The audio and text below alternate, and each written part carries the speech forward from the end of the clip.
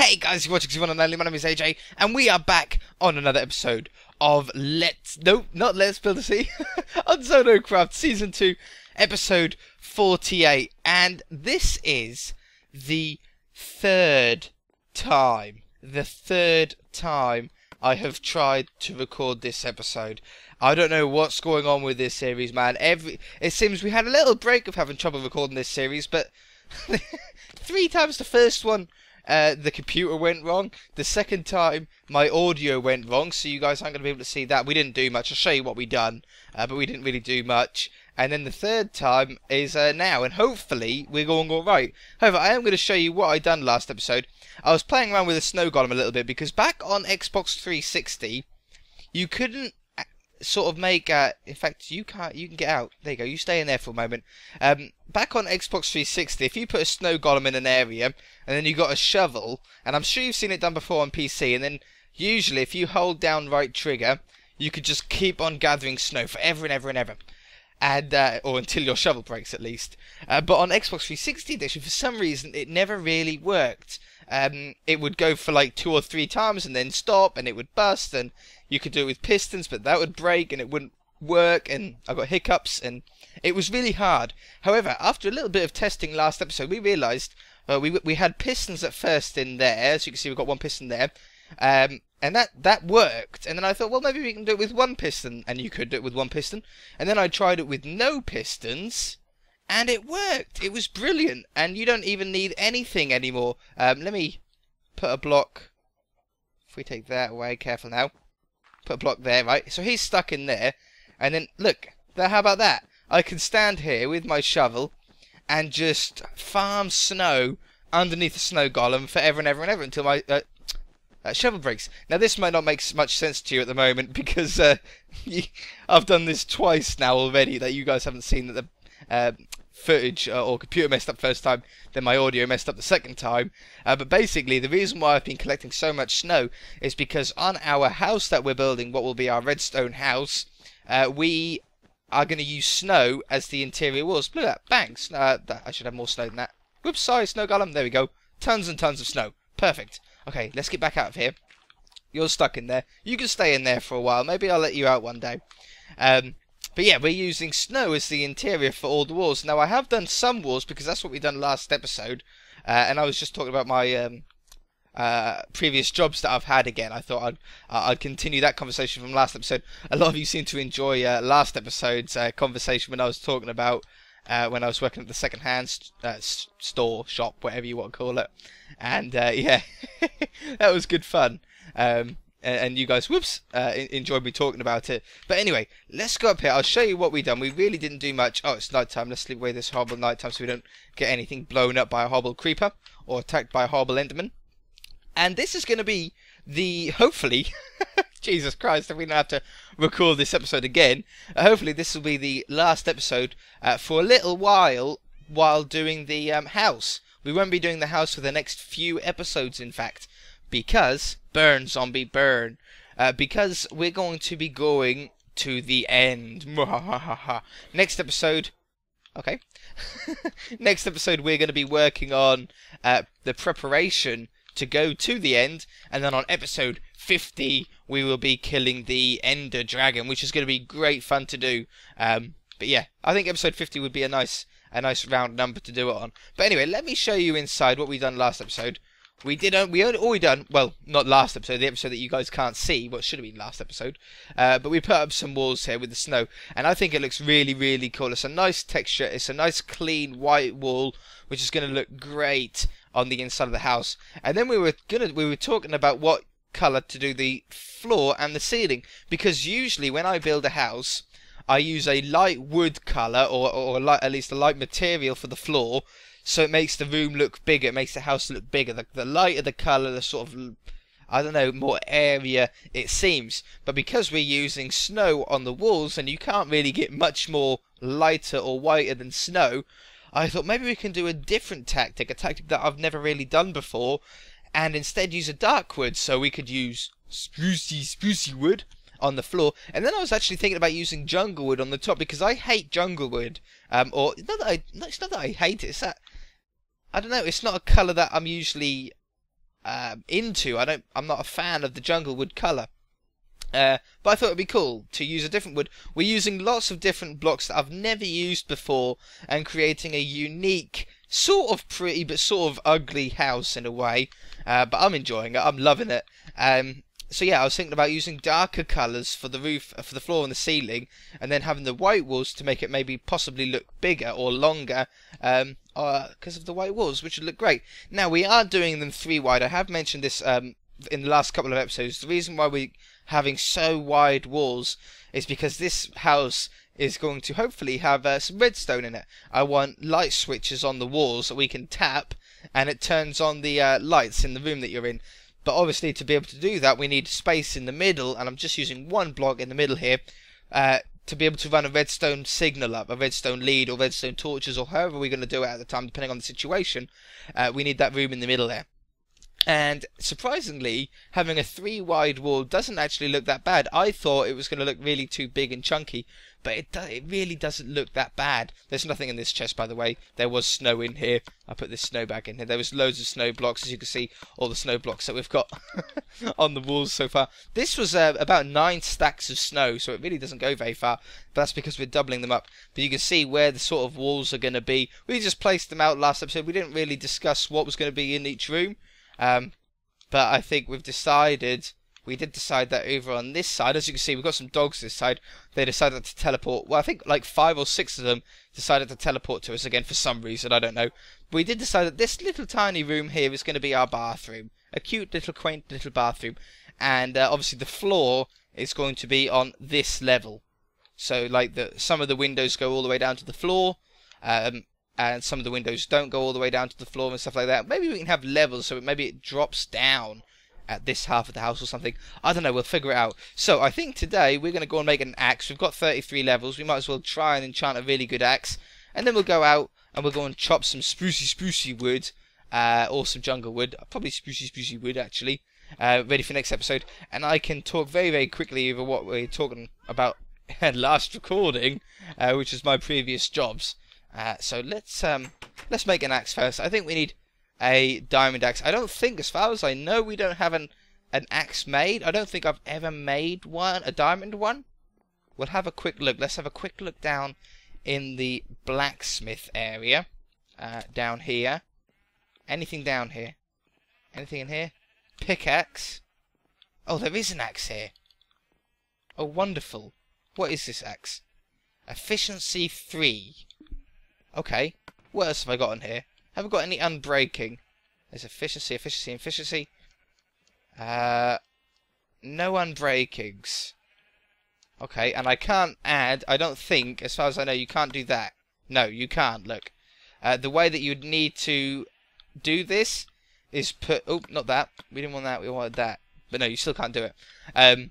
What you'd need to do is you need to make another diamond axe and put the unenchanted diamond axe in here and combine it with this one, and then you'll get an efficiency 1 diamond axe, and then you'd have to do it again with an efficiency 1 book to get an efficiency 2 axe, and then do it I think another 1 or 2 times to get another efficiency 3 axe, and then you can combine the 2 efficiency 3 axes together to make an efficiency 4 axe, and then I think if you combine 2 efficiency 4 axes you can get efficiency 5. But in survival mode, you cannot combine axes with books, like enchanted axes with books.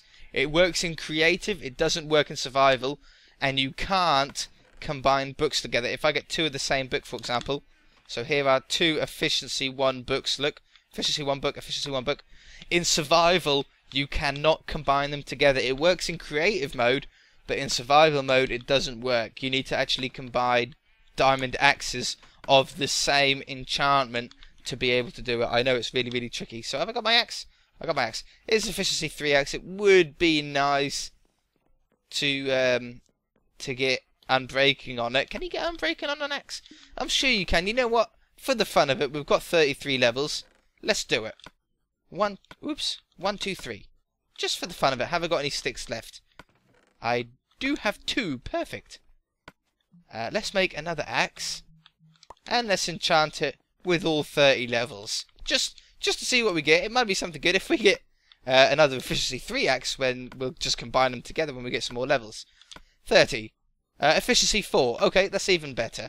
Alright, we'll stick with that. Let's bung this old axe somewhere for now. We'll bung it in our spare stuff for the moment. I'll put it back in the blacksmith later on. There we go. Perfect. And let's go and chop down some sprucey wood. I think there's a snow biome right next to us, isn't there? Yes, there is. Right next to us. Perfect. Have I bred any cows recently as well? I'm in such a state because of the amount of recording that I've done today. Have we got any up here? I got some. Let's just do another breed job on this very quickly. Get down here. Pow. As far as I know, we haven't actually lost any Boop. Did we get you? There you go.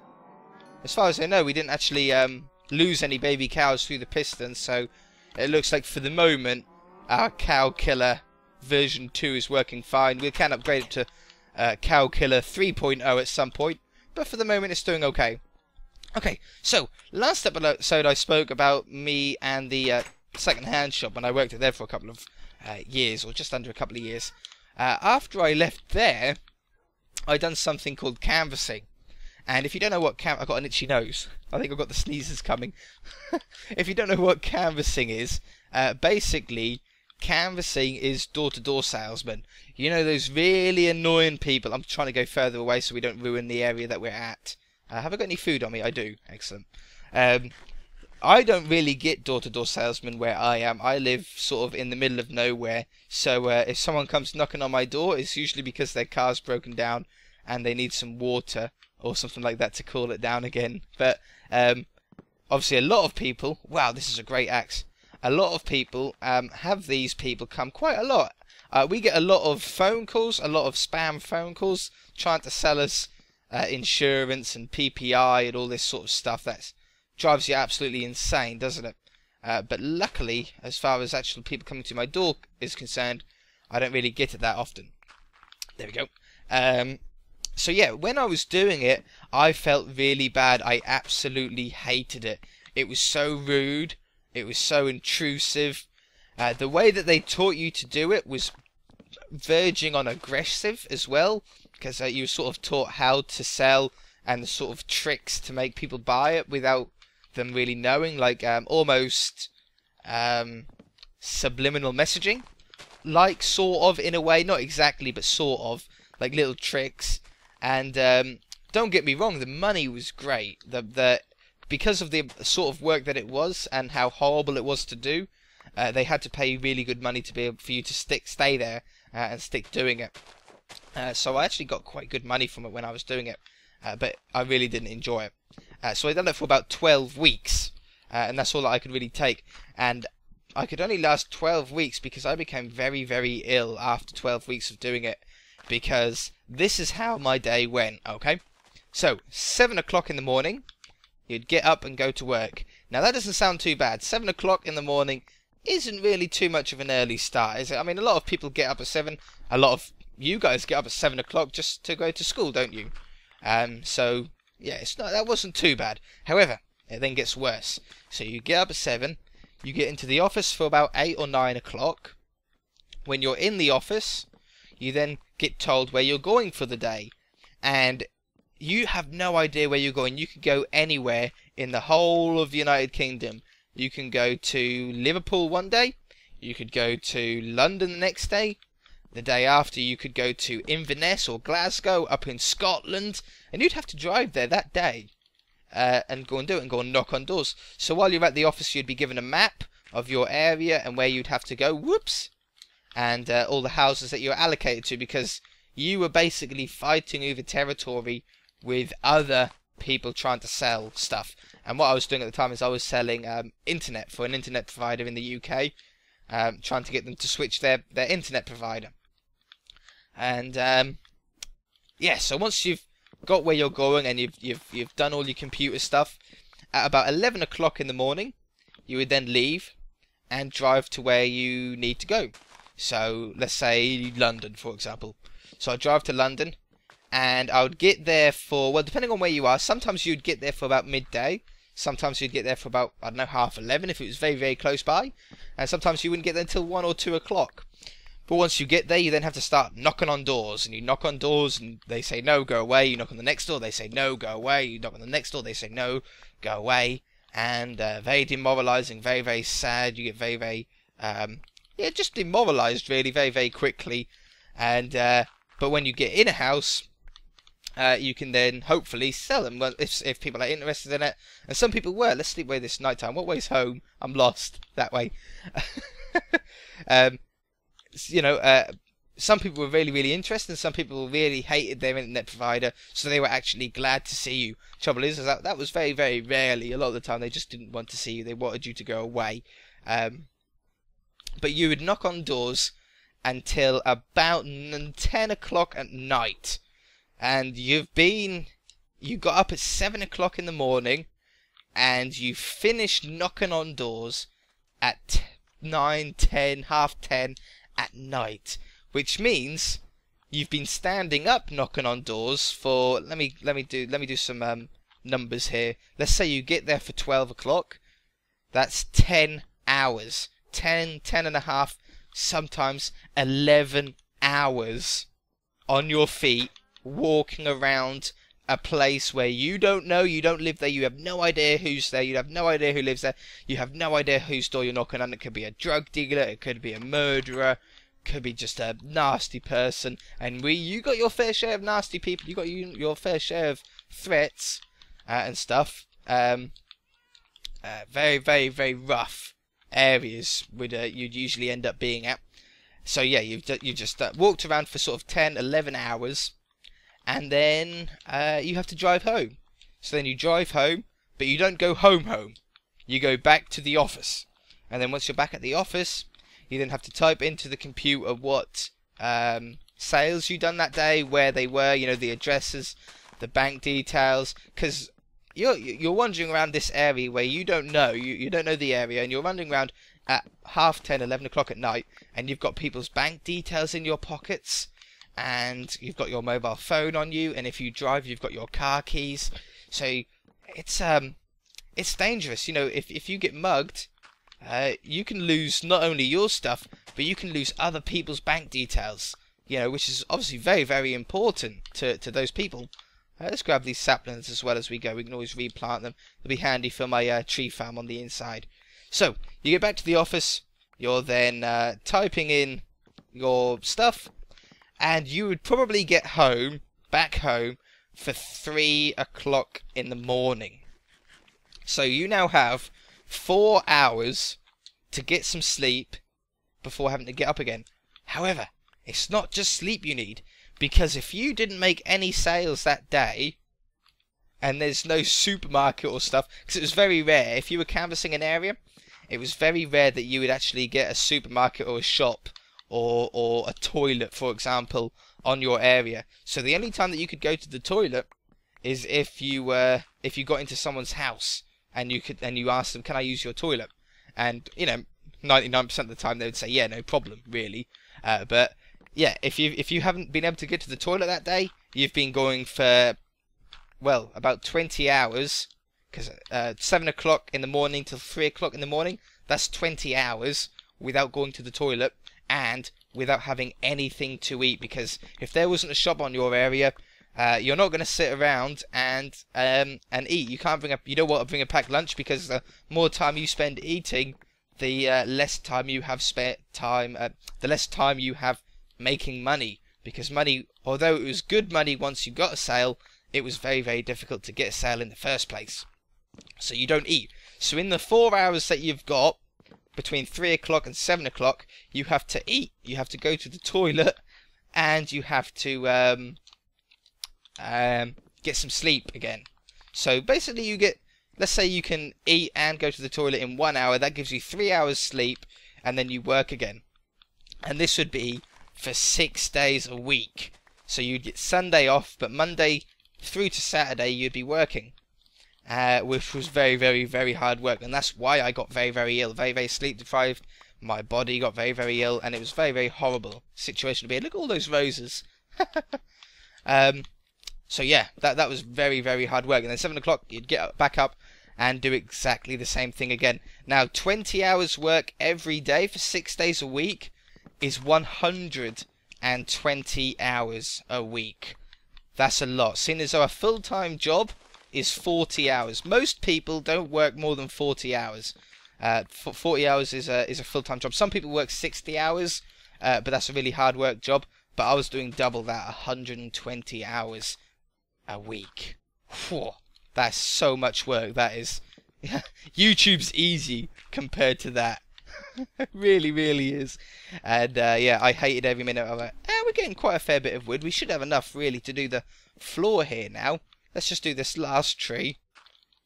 Can we get that one? Nope, that's it. Perfect. Excellent. Let's head home. I think we've done for this episode anyway. Yeah, we are. We're pretty much out of time. So yeah, that was the second job that I had. So yeah, I don't ever recommend doing it, that job. If you get offered to do that job, just say no. Get another job, guys. You really won't enjoy it. It'll make you very, very ill. I'm sure probably at least a couple of you have probably done this job in the past. Maybe a couple of my older viewers have done some type of canvassing. It's all a scam. It's all it's just a scam. It's just a money-making scam. That way's home. So yeah, be very, very careful. And I didn't even apply for that job in the first place. Basically, I put my CV on one of these online websites that will like hunt for a job for you. So you put your CV online, and then if a job matches what you want, it gives you an email. And the email I got was for an admin job. So basically, like a secretary, like doing phone calls and doing I don't know, just general paperwork and stuff like this for the company. So I got an interview, and I went to the interview, and the interview went very, very well. And he said, yeah, come back the next day or whatever, either the next day or in a couple of days' time, and we'll try you out for a day. I thought, excellent. But anyway, the first day I was put into a car with some other people, and I watched people knock on the doors all day. And I come back and I said, well, that's not the job I applied for. I applied for, let's put them in the chest over here. I applied for the admin job. And they said, yeah, you have to work up to the admin job. So you have to do this door-to-door sales stuff until you get promoted to a job in the office. And he said it wouldn't take too long. He said it would take a couple of weeks to get out of that stage, but it didn't. And I went for 12 weeks and I still hadn't got out of that stage. I was still in the door-to-door sales stage. So it was all a scam. It was all a horrible, horrible money-making scam. So be very, very careful, guys. Be very, very careful on what jobs, if you're looking for a job at the moment, be careful what job you get to, and ask them questions. Ask, am I gonna be knocking on doors? That's one of the questions that you should probably ask. Am I gonna be knocking on doors all day? And if they say yes, then say no, thank you. I don't want this job, because you really, really don't. Anyway, guys, we're gonna leave it there for this episode. I've enjoyed this episode, being able to talk to you guys. I love this series, just being able to open up to you guys and have a general chat. I know this series isn't as popular as some of the other series, but like I said, I think it was last episode, the people that do watch this series, you guys are probably my favourite, because we get to chit and just we just get to sit and chat to each other, and yeah, you get to know me more than other people know me, which is really good fun. But anyway, we're going to leave it there, guys. If you enjoyed it, hit that like button. If you haven't already, please subscribe, and we shall see you in the next episode. Bye!